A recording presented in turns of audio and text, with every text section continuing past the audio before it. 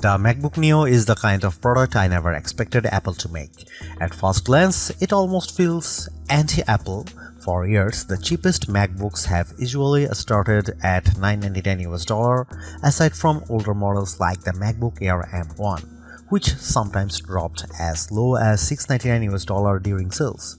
But the MacBook Neo starts at just $599 for education users. That is a massive $500 less than the new MacBook Air M5. A price hike that should raise a lot of concerns, and honestly it does.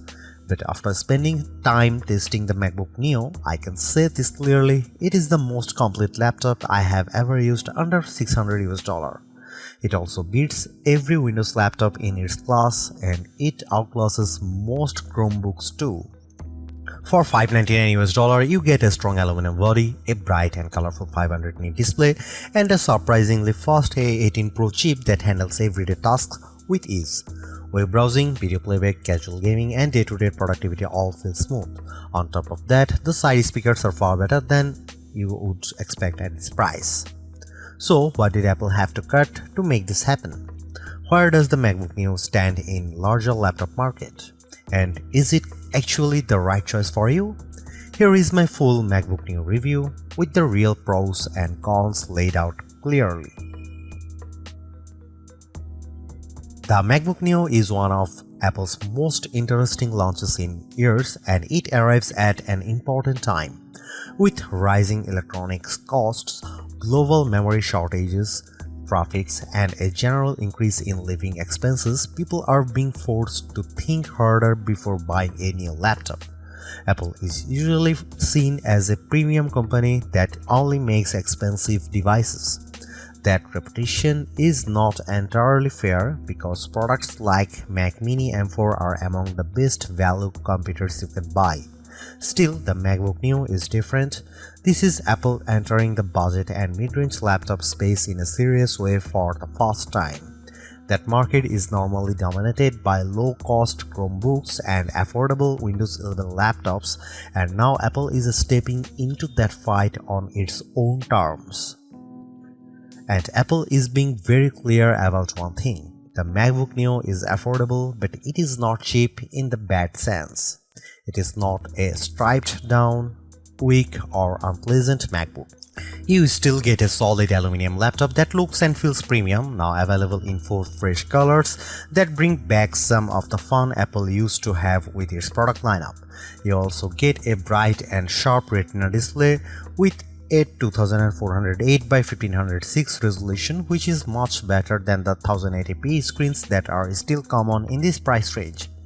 The built-in speakers sound excellent, the 1080p webcam makes video calls look clean and sharp, and best of all, the MacBook Neo runs full macOS. That means you can run almost any Mac app you want. The only real concern is 8GB of unified memory, which can limit performance when you push multiple apps at once. Even so, for everyday tasks, I had no major problems using the machine, and that makes it especially appealing for students. The biggest surprise is still at the price. At $599, it is extremely hard to find a Windows laptop or Chromebook that matches the MacBook Neo in build quality, display quality, and overall performance. For students, the price can drop even further to $499, and at that point, it becomes a very easy recommendation. That said, there are compromises. The keyboard has no backlight, which makes it harder to use in dark rooms, and the 2 USB-C ports use older USB 3 and USB 2 technology instead of faster modern standards. Even with those compromises, Apple has made what is easily the best budget laptop you can buy in 2026. It may not be the absolute cheapest laptop available, but it is absolutely worth paying a little more for this level of polish and consistency. Windows laptop makers and Chromebook makers have been put on notice. The A18 Pro chip is one of the biggest reasons the MacBook Neo exists, and it is also one of the most interesting parts of the machine. Instead of using an M-series chip like other modern Macs, Apple chose the A18 Pro, the same chip that powered the iPhone 16 Pro. At first, that sounds unusual. Putting a phone chip in a laptop is not the standard approach, but the logic behind it actually makes a lot of sense. Apple has far more experience designing mobile chips than computer chips, and its high-end iPhone silicon is now extremely powerful in a low-cost laptop that may be smarter than using a weak traditional laptop chip that struggles to keep up. By using an older iPhone chip, Apple lowers the cost without sacrificing too much real-world performance. So why not use an older M chip like the M1?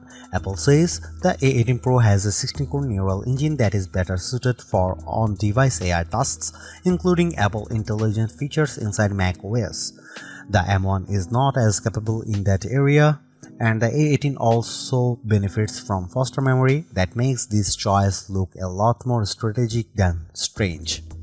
And because the A18 Pro is still a 64-bit ARM-based chip, the MacBook Neo runs full macOS, not a restricted mobile operating system. You are not stuck with iPhone apps. You can run standard Mac software just like you would on a MacBook Air, MacBook Pro, Mac Mini, or Mac Studio.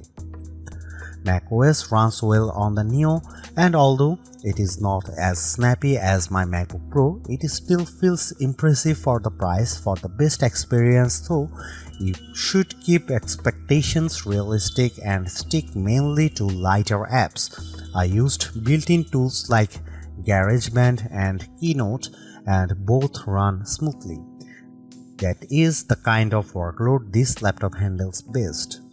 You can still go beyond that. I installed Steam, which requires Rosetta on non-Intel hardware, and it worked.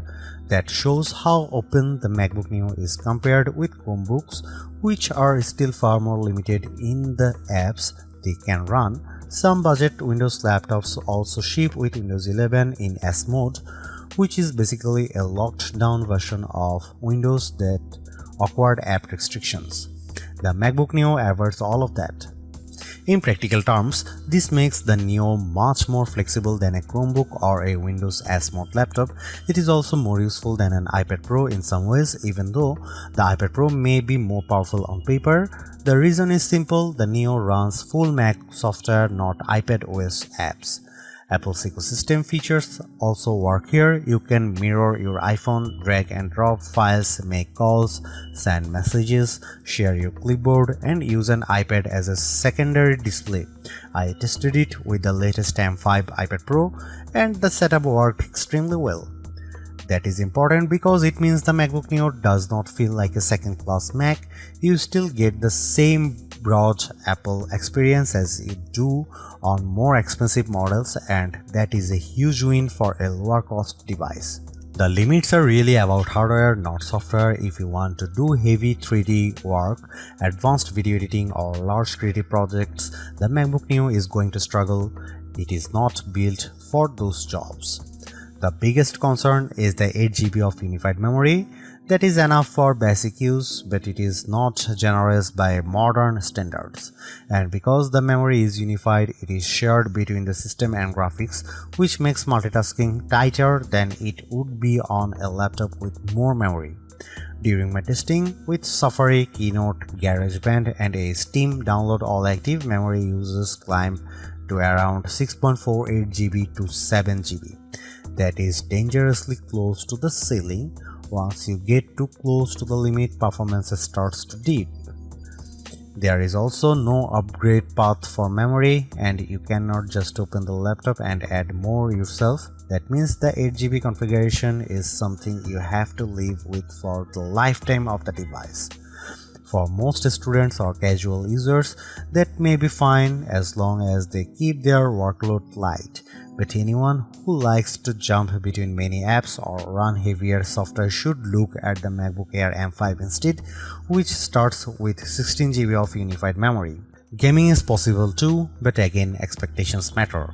I got Cyberpunk 2077 running at a playable 30 FPS using the For This Mac preset. It was not a generous experience because most settings were pushed very low and advanced effects were disabled, but the fact that a $599 fanless laptop can run a game like that at all is impressive. You can also play iPhone and iPad games, which are much better suited to this hardware. Overall, the MacBook Neo performs very well for the price. It is excellent for everyday tasks, surprisingly capable with many Mac apps and flexible enough to general use. But it is not a productivity powerhouse, and it should not be treated like one. One more advantage deserves mention: the MacBook Neo is fanless. That means it stays quiet in use, which is a major benefit over many budget Windows laptops that get noisy as soon as the system starts working harder. Battery life is another area where the MacBook Neo makes a strong case for itself. Apple claims up to 16 hours of video streaming on a single charge or up to 11 hours of wireless web browsing. Those are solid figures for a laptop this size, especially one using a chip that originally came from an iPhone. In testing, the MacBook Neo lasted 13.5 hours before shutting down. That is more than enough for a full school day or a full work day for most people. It may not beat the longest lasting Chromebooks, but it is still excellent. That makes it a great option for students who do not want to spend the day searching for a charger. And when it is time to recharge, the included 20-watt adapter gets the job done quickly unless you are in the UK or EU, where no charger is included. The MacBook Neo is the best budget laptop you can buy right now. It is true that Neo sits at the upper end of what many people would call budget, but the gap in quality between this and most Windows laptops or Chromebooks at the same price is huge. The design is premium, the display is excellent, the speakers are surprisingly strong, and the performance is more than good enough for day-to-day work. What impresses me most is that Apple did not cripple macOS just to hit a lower price. You still get the full Mac experience along with support for the broader Apple ecosystem. That makes the Neo feel like a real MacBook, not a watered-down version. Yes, there are compromises. The USB-C setup is awkward, the keyboard has no backlight, and the 8GB memory limit is restrictive, but those issues are understandable in a laptop this affordable, even if they are still disappointing. At the end of the day, Apple has made a budget MacBook that actually feels worth buying. It is not the cheapest option on the market, but it is one of the smartest.